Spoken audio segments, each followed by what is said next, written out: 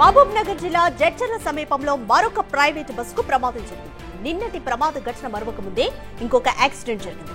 బెంగళూరు నుంచి హైదరాబాద్ కు వస్తున్న ప్రైవేట్ బస్సు ముందున్న వాహనాన్ని తప్పించబోయి లారీని ఢీకొంది.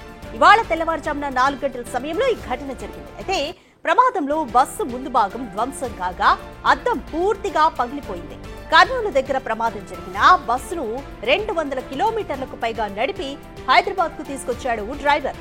శంషాబాద్ సమీపంలో తనిఖీలు చేస్తున్న అధికారులకు ప్రమాదానికి గురైన బస్సు కంటపడింది. వెంటనే ప్రయాణికులను దించేసి బస్సును సీజ్ చేశారు.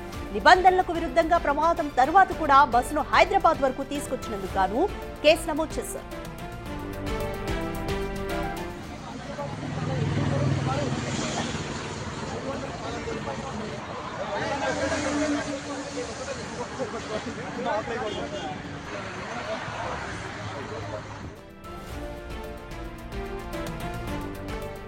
మోర్ డీటెయిల్స్ మా ప్రతినిధి అనిల్ అడిగి తెలుసుకుందాం. రైట్ అనిల్, ఇంకొక ప్రైవేట్ ట్రావెల్ బస్ కు కూడా సేమ్ నిన్న కర్నూలు ఘటన కూడా మరొక ముందే ప్రమాదానికి గురైంది. అయితే డ్రైవర్ నిబంధనలకు వ్యతిరేకంగా ప్రమాదం జరిగిన తర్వాత కూడా హైదరాబాద్ వరకు తీసుకొచ్చారు. సో కంప్లీట్ డీటెయిల్స్ చెప్పండి. డ్రైవర్ ఏం సమాధానం చెప్తున్నారు?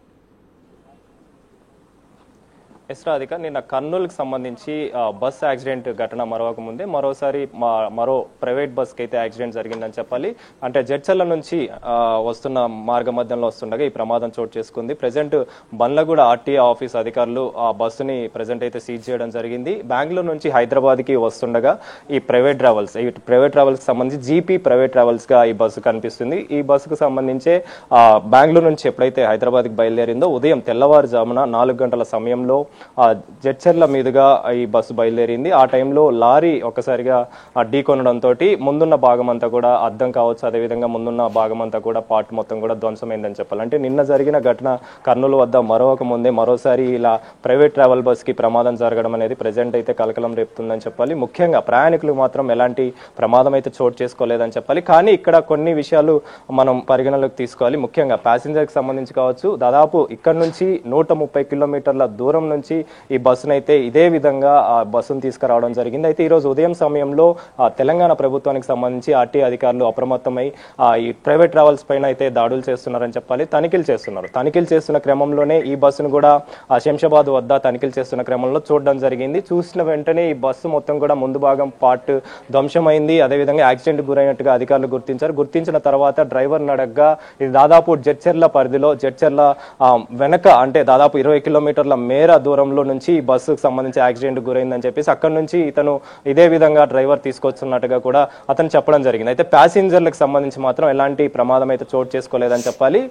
డ్రైవర్ కూడా ఎలాంటి ప్రమాదం అయితే జరగలేదు. కానీ ఈ ప్రమాదానికి సంబంధించి డ్రైవర్ మరి ఎందుకు అంత దూరం నుంచి తీసుకురావాల్సి వచ్చింది అంటే ఆల్టర్నేట్ గా యాజమాన్యానికి చెప్తే ఖచ్చితంగా బస్సు అనేది ఏర్పాటు చేస్తుంటారు. కానీ ఎందుకని తీసుకురావాల్సి వచ్చింది అనేది మాత్రం ప్రశ్నగా మారిందని చెప్పాలి. ఇందులో భాగంగానే ఆర్టీ అధికారులు బండ్లగూడకు సంబంధించిన ఆర్టీ అధికారులు ఈ బస్సును అయితే సీజ్ చేయడం జరిగింది. దీనికి సంబంధించిన వివరాలు ఆధారాలు కూడా సేకరిస్తూ దర్యాప్తు అయితే చేస్తున్నారని చెప్పాలి. దీనికి సంబంధించి ప్రెసెంట్ మనతో పాటు డ్రైవర్ కూడా ఉన్నారు, ఈ బస్సు నడిపిన వ్యక్తి ఉన్నారు. బెంగళూరు నుంచి హైదరాబాద్ కి బస్సును తీసుకొస్తుండగా ఈ ప్రమాదం అయితే చోటు చేసుకుంది. అసలు ఈ ప్రమాదం చోటు చేసుకున్న తర్వాత మరి డ్రైవర్ ఎందుకని అక్కడ నుంచి తీసుకురావాల్సి వచ్చింది అనేది అడిగి తెలుసుకునే ప్రయత్నం చేద్దాం. సార్, ఎక్కడి నుంచి బయలుదేరారు, ఏ టైంలో బయలుదేరారు, ఈ ప్రమాదం ఎక్కడ జరిగింది?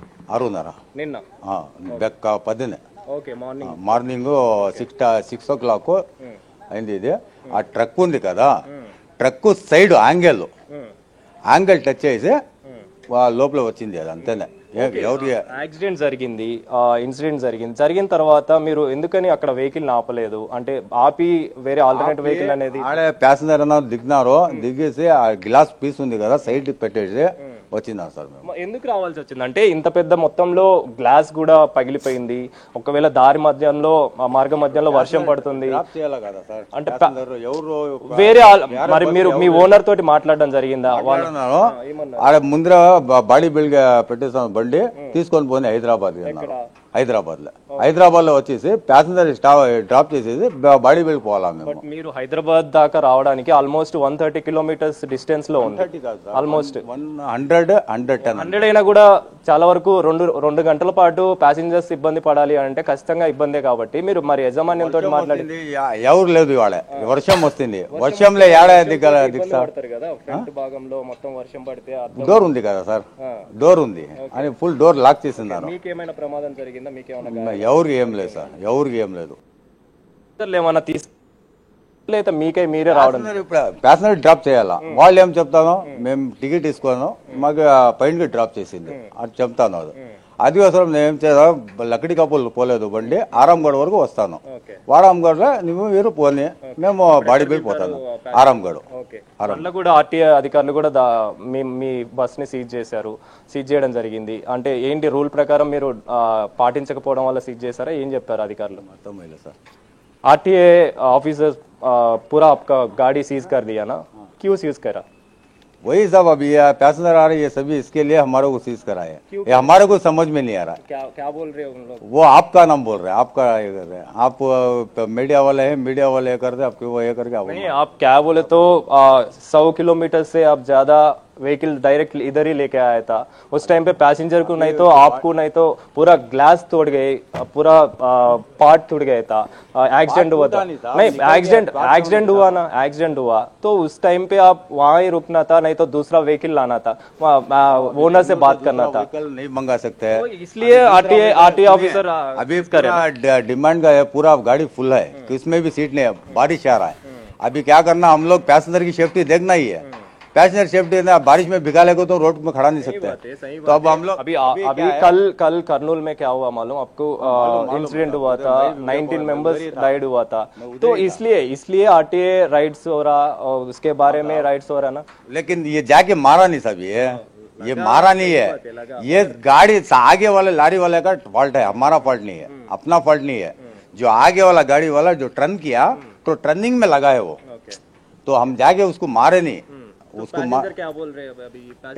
पैसेंजर तो कुछ भी नहीं बोला. अभी पैसेंजर क्या है, तुम आरामगढ़ तक छोड़ते हो, लकड़ी का पुल ड्रॉप करना था, लकड़ी का पुल नहीं आरामगढ़ तक छोड़ता हूँ बोला मैं. तो आरामगढ़ ड्रॉप कर दिया, वो चले गए. तो हम लोग अभी बड़ी बिल जाने वाला था, आरटीओ का ऐसा हो गया. अभी उतना ही और कुछ प्रॉब्लम नहीं है.